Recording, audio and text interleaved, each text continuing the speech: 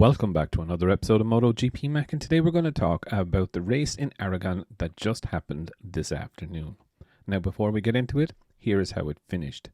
Marc Marquez won it from Jorge Martin, Pedro Acosta, Brad Binder, Enea Bastianini, Franco Morbidelli, Fabio Di Gianantonio, Marco Bezzecchi, Alex Rins, Jack Miller, Aleix Espargaro, Tako Nakagami, Augusto Fernandez, Johan Zarco, Joan Mir, Raul Fernandez, and Luca Marini was the last one across the line. Alex Marquez and Pecco Bagnaia clashed with 5 or 6 laps to go and crashed out together. Maverick Vinales, I believe, retired into the pits. Fabio Quartararo crashed quite heavily, and Miguel Oliveira also crashed out on lap 1.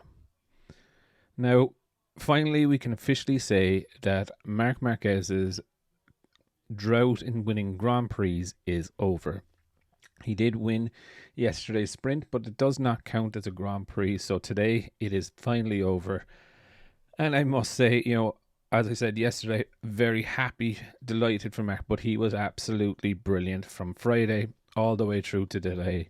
Really did show us the old Marc Marquez is there. Now, the asterisk is always, this is one of his favourite circuits. Let's see what he can do for the rest of the weekend. But it is really good to see Marc Marquez on the top of the box. It's come full circle.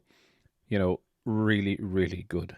Jorge Martin as well, I would actually class as a bigger winner today. Not road better, but a bigger winner, with Pecco crashing out, has extended his lead to 23 points in the championship, which is not a bad return, if you ask me. Pedro Acosta did look like he burnt his tires earlier in the race, but he did a very, very good, solid race. Obviously benefiting from Pecco and Alex's clash earlier on to finish in the podium. Brad Binder again thought he was actually going to pass Pedro, but saying that he just didn't have the pace, but it was good enough for him. Franco Morbidelli gave us a glimpse of, if you go offline, how dangerous it can be to crash, but all in all, not a bad race from him. Fabio Di Gianantonio, really good race considering he has a dislocated shoulder, or he's coming back from that. I believe he's under pressure, or under tire pressure investigation at the moment. Marco Bezzecchi, good enough race for him too. I would have thought though he would have been ahead of Fabio Di Gianantonio considering Di Gianantonio's injury. Alex Rins passed Jack Miller in the last lap. Not a bad result for him. He has won the Japanese Cup this weekend, which is definitely a strange thing to be able to say about Rins. Jack Miller battling with Rins towards the end. Good enough race for Jack, to be fair. KTMs were forced to use the medium tyres as well. I think they wanted to use the soft, but soft was not allowed to be used. Aleix Espargaro kind of had a no man's land kind of race. Wasn't really that visible at all. Taka Nakagami, top Honda home, 12th place. Not a bad showing from him. Augusto Fernandez, again, not a bad showing. No ride for next season. But again, at least he has something to fall back on. But saying that, you won't be seeing him much. You might be seeing him in the odd wildcards or whatnot. But Johan Zarco, again, a little bit surprised that he finished so far down. He was up on the grid. Augusto Fernandez, solid enough ride out of Augusto Fernandez. He hasn't a full-time ride for next season. Johan Zarco, I thought he would be a little bit more ahead of Taka Nakagami, but saying that, look, he did come backwards throughout the race.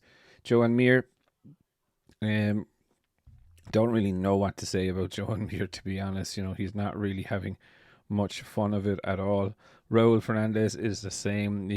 Aprilia's have gone backwards. They don't seem to have the out-and-out pace around here anyway. Luca Marini was nearly a minute behind. When I kind of saw it, I was like, oh yeah, he did start from the pit lane, so that is part of that reason. I suppose the biggest talking point of this race was the clash between Pecco and Alex. Alex ran wide into, I'm not sure what number corner it was, and he did run wide, and Pecco tried to come over the top. It's kind of a funny one. Pecco couldn't check up because he had Brad Binder also lurking. Um, so realistically, I still don't know. I haven't. The first time I watched it, I thought Alex was at fault. The second time I watched it, I thought Pecco was at fault. So I might go and rewatch it myself before I believe anyone is at fault. But I'm kind of erring on that. Was it just two riders going for the same bit of tarmac? Anyway, we will wait and see. It's being investigated by the stewards. Maverick Vinales didn't really see too much of him. Fabio Quartararo did crash heavily, was able to walk away, and Miguel Oliveira did crash out in the last corner on lap 1. All in all, I'm absolutely delighted to see Marc Marquez win it. The drought is finally over for him. Will this kick Marquez into gear now, and will we see the old Marc come back full time, or next weekend in the next race, will we see normal order restored? Because to be fair, he did blitz the competition all weekend this weekend. However, though, for me, the biggest winner this weekend is Jorge Martin, with extending his championship lead over Pecco to 23 points. But I'd definitely love to know your thoughts. What did you think of the race? And what did you think of the Pecco Alex Marquez incident? Definitely leave your thoughts in the comments below. And I'll be back again tomorrow with another video.